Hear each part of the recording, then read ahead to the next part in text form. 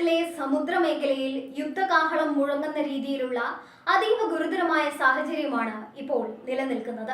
Iranian തുറമുഖങ്ങളിലേക്കും അവിടെ നിന്നുള്ള കപ്പൽ യാത്രകൾക്കും അമേരിക്കൻ നാവികസേന സമ്പൂർണ്ണ ഉപരോധം ഏർപ്പെടുത്തിയിരിക്കുകയാണ്. ഇതിന്റെ ഭാഗമായി US സെൻട്രൽ കമാൻഡ് പുറത്തുവിട്ട വയർലെസ് സന്ദേശങ്ങൾ അന്താരാഷ്ട്ര സമൂഹത്തെ ഞെട്ടിച്ചിരിക്കുകയാണ്. ബുധനാഴ്ച പുറത്തുവന്ന ഈ ഓഡിയോ ക്ലിപ്പുകളിൽ സമുദ്രത്തിലൂടെ സഞ്ചരിക്കുന്ന എല്ലാ കപ്പലുകൾക്കും അമേരിക്കൻ കമാൻഡർമാർ നൽകുന്ന താക്കീത് അതീവ കർക്കശമാണ്. ഇറാന്റെ തീരപ്രദേശങ്ങളിൽ ഔദ്യോഗികമായി ഉപരോധം പ്രഖ്യാപിച്ചുവെന്നും ഇത് നിയമപരമായ നടപടിയാണെന്നും അമേരിക്ക ആവർത്തിച്ചു വ്യക്തമാക്കുന്നു. അമേരിക്കൻ നാവികസേന ഇറാനിയൻ തുറമുഖങ്ങളിൽ ഔദ്യോഗിക ഉപരോധം ഏർപ്പെടുത്തിയിരിക്കുന്നു. ഇത് നിയമപരമായ നടപടിയാണ്.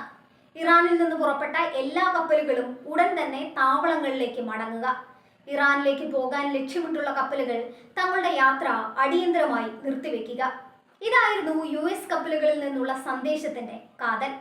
ലോകത്തിലെ ഏറ്റവും പ്രധാനപ്പെട്ട ഇന്ധന പാതകളിലൊന്നായ ഹോർമുസ് കടലിടുക്കിലൂടെയുള്ള നീക്കങ്ങളെ ഇത് സാരമായി തന്നെ ബാധിക്കും. മുൻപ് സാമ്പത്തിക ഉപരോധങ്ങൾ മാത്രം ഏർപ്പെടുത്തിയിരുന്ന അമേരിക്ക ഇപ്പോൾ സൈനികമായി കപ്പലുകൾ തടയുന്ന തലത്തിലേക്ക് നീങ്ങിയത് മേഖലയിൽ വലിയ പൊട്ടിത്തെറികൾക്ക് കാരണമായേക്കാം. ഇറാനിലേക്കുള്ള ചരക്ക് നീക്കം പൂർണ്ണമായും തടയുക വഴി ആ രാജ്യത്തിന്റെ സാമ്പത്തിക അടിത്തറ തകർക്കുക എന്ന തന്ത്രമാണ് ട്രംപ് ഭരണകൂടം പയറ്റുന്നത്. ഇന്ധന കയറ്റുമതിയും അവശ്യ സാധനങ്ങളുടെ ഇറക്കുമതിയും തടസ്സപ്പെടുന്നതോടെ ഇറാൻ വലിയൊരു ആഭ്യന്തര പ്രതിസന്ധിയിലേക്ക് നീങ്ങുമെന്ന് വാഷിംഗ്ടൺ കണക്കുകൂട്ടുന്നു.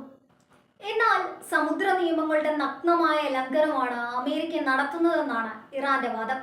തങ്ങളുടെ പരമാധികാരത്തെ വെല്ലുവിളിക്കുന്ന ഇത്തരം നീക്കങ്ങളെ സൈനികമായി നേരിടുമെന്ന് ഇസ്ലാമിക് റവല്യൂഷണറി ഗാർഡ് കോർപ്സ് മുന്നറിയിപ്പ് നൽകി കഴിഞ്ഞു.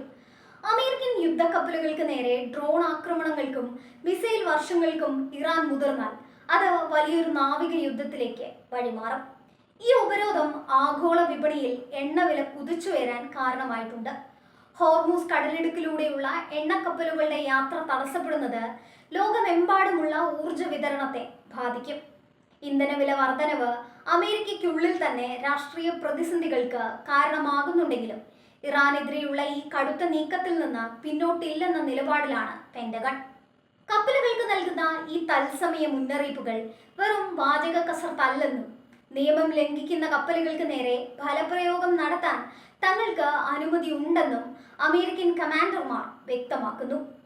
ചൈനയും റഷ്യയും ഉൾപ്പെടെയുള്ള രാജ്യങ്ങൾ അമേരിക്കയുടെ ഈ നീക്കത്തെ അതീവ ജാഗ്രതയോടെയാണ് നിരീക്ഷിക്കുന്നത്. സമുദ്രയാത്രയ്ക്കുള്ള സ്വാതന്ത്ര്യം അമേരിക്ക തന്നെ ലംഘിക്കുകയാണെന്ന ആക്ഷേപം ശക്തമാണ്. എങ്കിലും മിഡിൽ ഈസ്റ്റിലെ തങ്ങളുടെ ആധിപത്യം വീണ്ടെടുക്കാനും ഇറാന്റെ ആണവ സൈനിക മോഹങ്ങളെ തളയ്ക്കാനും ഇത്തരം കടുത്ത നടപടികൾ അനിവാര്യമാണെന്നാണ് വൈറ്റ് ഹൗസിന്റെ നിലപാട്.